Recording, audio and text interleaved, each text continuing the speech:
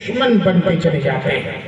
حالانکہ بارہا آپ نے علماء سے یہ باتیں سنی ہیں کہ اللہ تبارک و تعالیٰ کے بعد دنیا میں کسی اور کا مقام و مرتبہ ہے انسان کے لیے تو وہ اس کے والدین کا ہے۔ متعدد مقامات پر اللہ تبارک و تعالیٰ نے اپنے حقوق کے ساتھ ماں باپ کے حقوق کو بیان کیا ہے۔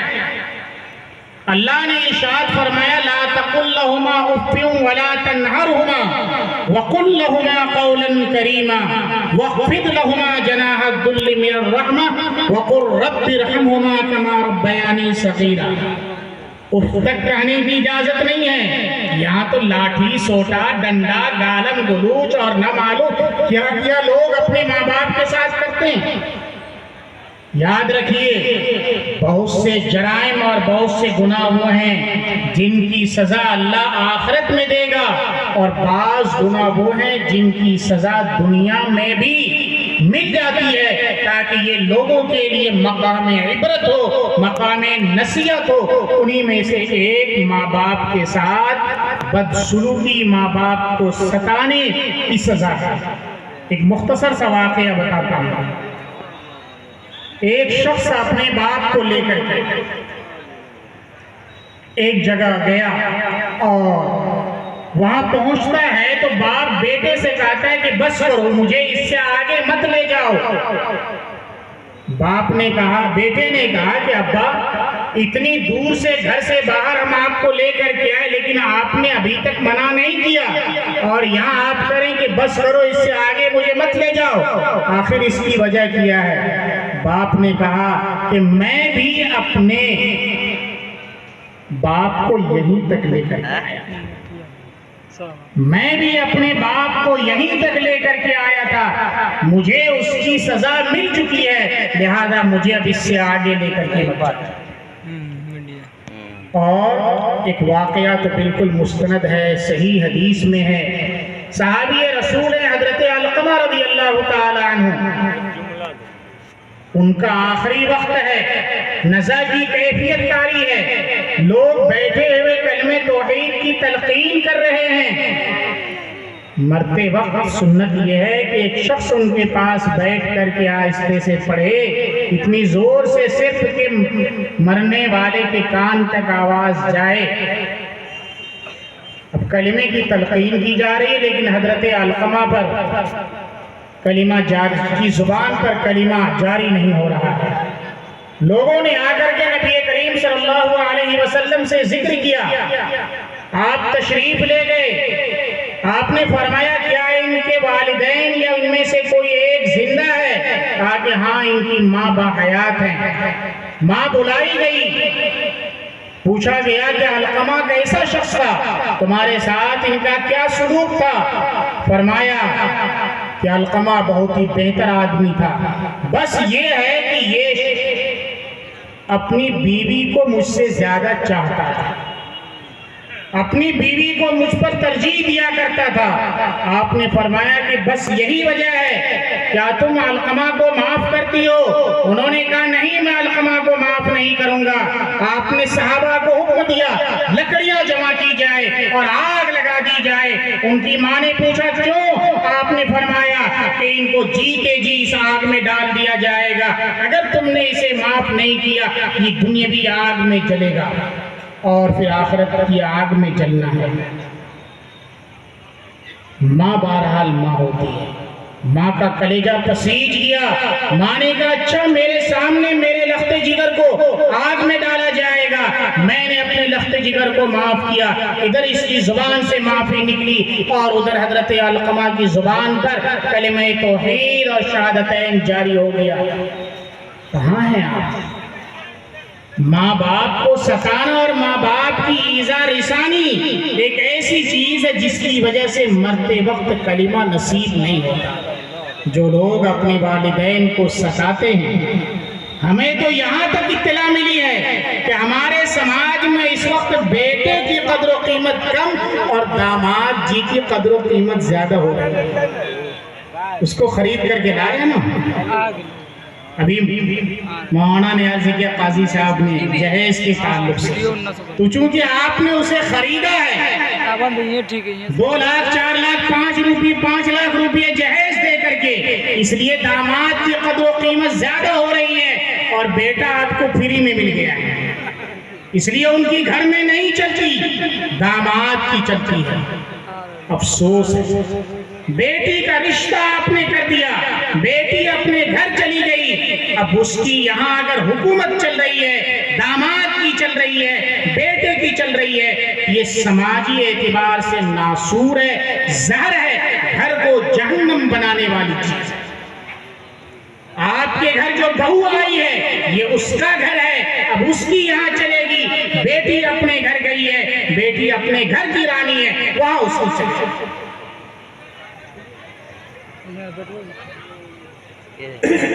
نعرہ تکبیر!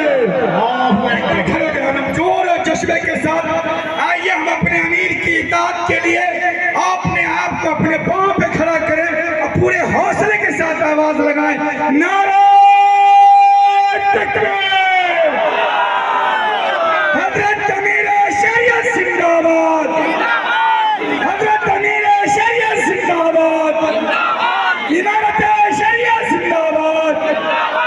خانقاہ رحمانی منگیر زندہ باد!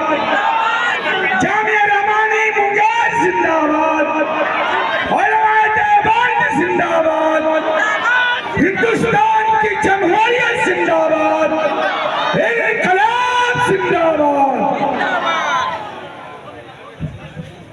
اب آپ کے سامنے بغیر کسی تاخیر کے گزارش ہے کہ آپ بیٹھ جائیں۔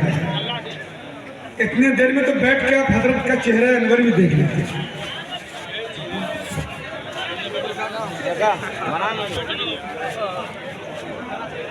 صابر مکھیا صاحب، موتی مکھیا صاحب، ہاشم مکھیا صاحب، یہ لوگ تھوڑا دائز پر تشریف لیں، تھوڑا آنند ہے۔ زاہد سرپنچ صاحب،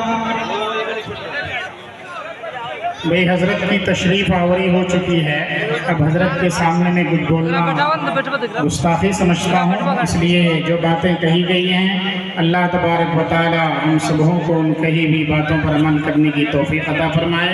عید و آزمن رز جمدہ جہاں امین بات وما علینا الا البلاغ۔ کیا بات ہے، یہ ہوتا ہے اہل علم کی پہچان اور بابصیرت عالم دین، ایسے ہی اہم شخصیات کو کہا جاتا ہے۔ آپ بھی ماشاءاللہ بہت اچھے لوگ ہیں، اب تو کچھ بولنا بھی نامناسب ہے آپ لوگوں کو، صرف حضرت کو آپ دیکھ رہے ہیں، بڑی اچھی بات ہے، جو جہاں ہیں وہیں سے دیکھیں، لیکن 2-2.5 منٹ آپ کو دو بزرگ کھڑے ہیں، آپ دونوں چچا بھائی اللہ کے واسطے یا یہاں آ جائیے، بڑی محبت سے دیکھ رہے ہیں دونوں، آپ بھی بیٹھ جائیے۔ آپ بغیر کسی تاخیر کے میں جامعہ رحمانی خانقاہ رحمانی منگیر کے فاضل نوجوان اور ترجمان جامعہ رحمانی منگیر اور بڑے حضرت یعنی حضرت مفکر اسلام حضرت مولانا سید شاہ محمد ولی رحمانی صاحب کی تربیت میں رہنے والا اور اس کا تربیت یافتہ یہاں موجود ہے، وہ انشاءاللہ منظور کلام پیش کریں گے۔ اس سے پہلے یہ گلپوشی کا مکھیا صابر صاحب ہم جوڑ لیتے اور سرپنچ صاحب ہاشم مکھیا صاحب کہاں ہے؟ لائیے نا موتی بابو کا موتی مکھیا صاحب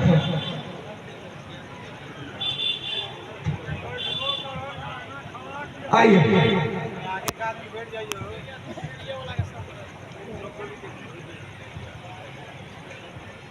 مکھیا صابر کوثر صاحب ہیں، بڑی ماشاءاللہ محنت قربانی حضرات کے لیے۔ کہاں ہے مکھیا ہاشم صاحب؟ کہاں ہیں سرپنچ زاہد صاحب؟ کہاں ہیں؟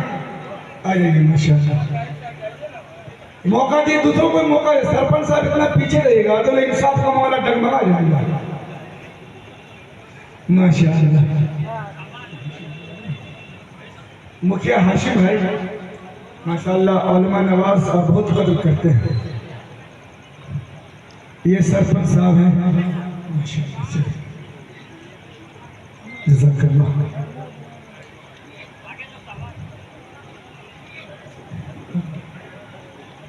بیٹھے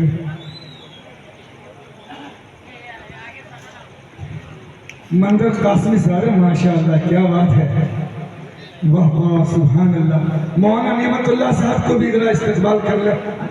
حاجی احسان صاحب، مفتی کوثر صاحب، مفتی کوثر صاحب کو بلائیے ملاقات کریں. ہیں کہ نہیں چلے ہیں؟ مفتی کوثر صاحب کی چادر پوش دیجیے، ہر گل پوش چادر پوشی کریں گے. ایک منٹ. مفتی کوثر صاحب ہیں حضرت، یہ سہارنپور کے شیخ الحدیث ہیں اور اپنے صوبہ ارریہ ضلع کے رہنے والے ہیں. فارغ سے میں مدرسہ چلاتے ہیں. لیکن جو کر رہے حضرت کرنے دیتے. ہاں ماشاءاللہ الحمدللہ.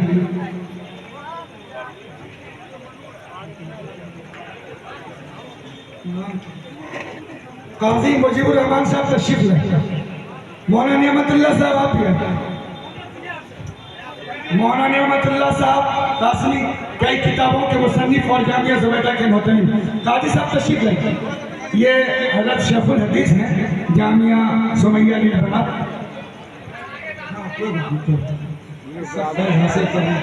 بار بار یہ موقع تھوڑی ہے.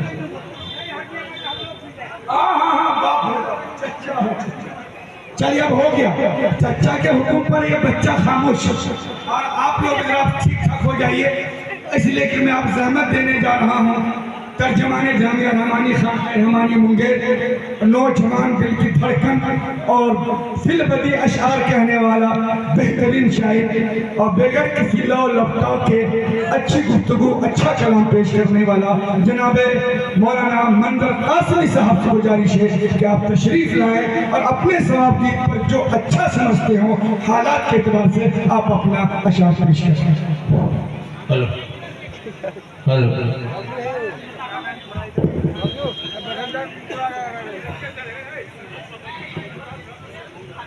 حضرات بہت سارے لوگ کھڑے ہیں.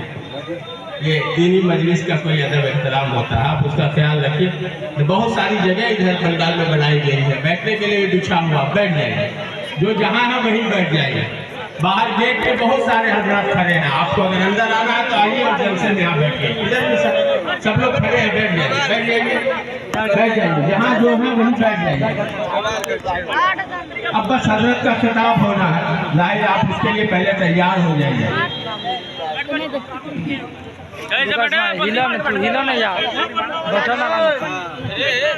خاموشی سے اپنی اپنی جگہ لیتے جائیے. آئیے بلا کسی تمہید کے ایک مطلب دو شعر لاتے پاٹ کے پڑھتے میں اپنی جگہ لیتا ہوں. بیٹھیے بیٹھ جائیے میرے بھائی، بات مانیے، بیٹھ جائیے، بیٹھیے.